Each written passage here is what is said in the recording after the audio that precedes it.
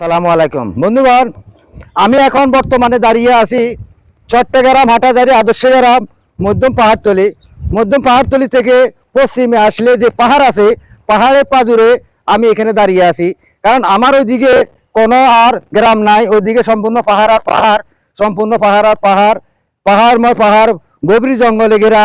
কারণ এই পাহাড়ের পাজুরে দাঁড়িয়ে জমিনের পাশে আমি এগুলো আপনাদেরকে পাঠাচ্ছি।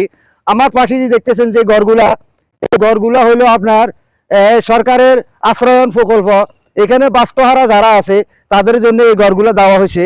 এই ঘরের পরে কোনো বাড়িঘর নাই, কোনো গ্রাম নাই, কিন্তু আমি এখান থেকে আপনাদেরকে ভিডিওগুলো পাঠাই।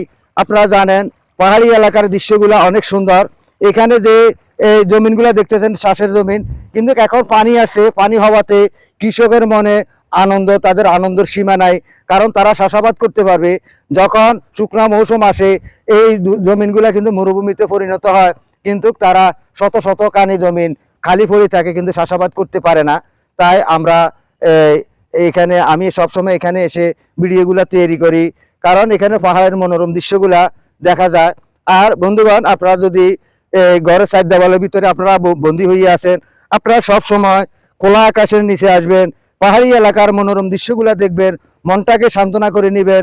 কারণ এই যে আমার কাছে অনেক ভালো লাগে, কিন্তু আমি আমার খামারের পাশে এখানে এসে আজকে কিন্তু আমি লুঙ্গি ফিন্দি এখানে ভিডিওগুলো তৈরি করতেছি। কারণ আমার কাছে গ্রামগঞ্জে চলাফেরা, লুঙ্গি ফিন্দি চলাফেরা আমার কাছে অনেক ভালো লাগে। তাই আমি লুঙ্গি পরিধান করে এখানে ভিডিও তৈরি করতে আসছি। আপনাদের কাছে আমার এই ভিডিওগুলো কেমন লাগতেছে বন্ধুগণ, আপনাদের সকলকে আমন্ত্রণ জানাইতেছি। আমাদের এই চট্টগ্রামে পাহাড় সমুদ্রে ঘেরা এই চট্টগ্রাম নগরীতে আপনারা আসবেন। আপনারা মনোরম পরিবেশগুলো দেখে এখানে আপনারা মনটাকে ফ্রেশ করে নেবেন। চার দেওয়ালের ভিতরে আর বন্দি থাকবেন না। বন্দি না থেকে আপনারা সব সময় খোলা আকাশের নিচে আসবেন। খোলা আকাশের নিচে এসে আপনাদের বউ বাচ্চা নিয়ে, আপনাদের সমবয়সী ভাইদেরকে নিয়ে আপনারা পাহাড়ে আসবেন। তবে একটা জিনিস খেয়াল রাখবেন, পাহাড়ে কখনো একা আরোহণ করবেন না, একা পাহাড়ে ভ্রমণ করবেন না। কারণ পাহাড়ের ভিতরে অনেক রকমের জীবজন্তু থাকে, বিভিন্ন রকমের বিষাক্ত সাপ থাকে। তাই আপনারা পাহাড়ের ভিতরে ঢুকলে কিন্তু পাহাড়ের গভীর বনে গেলে সেখানে বনদস্যুর আক্রমণে পড়তে পারেন। যেমনটি আপনি এখানে দেখতেছেন সম্পূর্ণ গবাদি পশু পালতেছে, গরু পালতেছে মানুষে। এই গরুগুলা কিন্তু এখানে যারা রাখাল আছে, একজনের 7টা-8টা করে গরু আছে। এখানে কিন্তু পাহাড়ি এলাকা, এখানে সম্পূর্ণ বাগান, বিভিন্ন রকমের দৃশ্য, বিভিন্ন রকমের ফুল ফুটি রয়েছে।